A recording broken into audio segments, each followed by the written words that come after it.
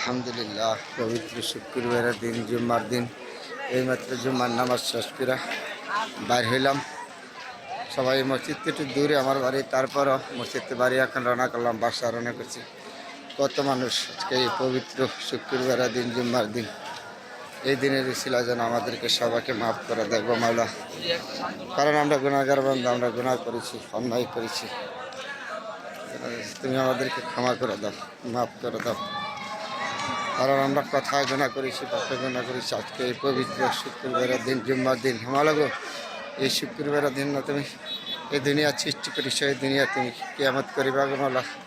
তোমার কাছেই তো সব, তুমি সকল পারের মালিক, তুমি আমাদেরকে রহমত করো গো মাওলা। বাল্লা মসজিদ তুমি উদ্ধার করো, তুমি বিলিগের মাবুদ নাই, সকল পারের মালিক। আলহামদুলিল্লাহ।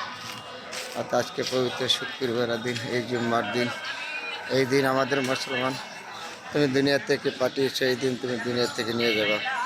তুমি সর্বশক্তিমান, তুমি মাওলা গো, আমরা গুনাহগার বান্দা, আমরা গুনাহ করেছি, তো অন্যায় করেছি, তোমার কাছে ক্ষমা চাই।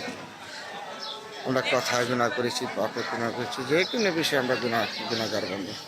তাহলে আজকে শুক্রবারের দিন, জুম্মার দিনে ছিলাম, আমাদেরকে তুমি মাফ করে দাও, ক্ষমা করে দাও।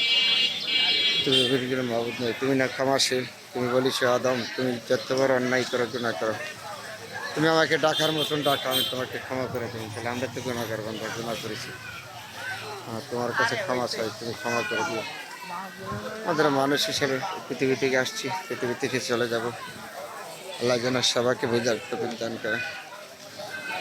আজকে এই শুক্রবারের দিন, জুম্মার দিনে ছিলাম, যারা আপদে আছে, বিপদে আছে, আল্লাহ পাক জানি না, তাদেরকে তুমি আপদ বিপদ থেকে উদ্ধার করে দিও। যারা অসুস্থ আছে মাওলা গো, তুমি তাদেরকে সুস্থ করে দিও। যারা দুশ্চিন্তা ভোগ করেছে মাওলা গো, তুমি তাদেরকে দুশ্চিন্তা মুক্ত করে দিও। কত মানুষ মা হারিয়েছেন, বাবা হারিয়েছেন, বন্ধু হারিয়েছেন, আত্মীয় স্বজন হারিয়েছেন, যারা কবরবাসী, আল্লাহ পাক তুমি সকল কবরবাসীকে তুমি জান্নাতবাসী করিয়ে দাও, কবর আযাব থেকে মুক্তি করে দাও।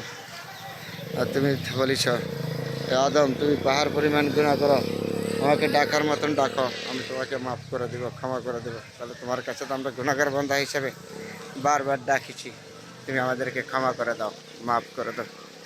মাওলা গো, এই পৃথিবীটা অনেক সুন্দর, তুমি যদি আমাদেরকে দয়া না করো, তুমি যদি রক্ষত না করো, কে আমাদেরকে করবে?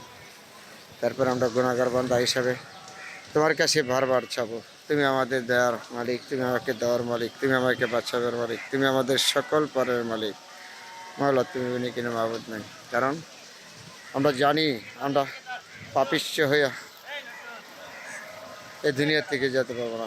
আমার পৃথিবীর শেষ বিচারের আদালতে আমাদের হিসাব জবাবদিহিতে থাকবে। মাওলা তুমি আমাদেরকে সবাইকে মাফ করে দিও, ক্ষমা করে দিও। আমিন, আমিন, আমিন।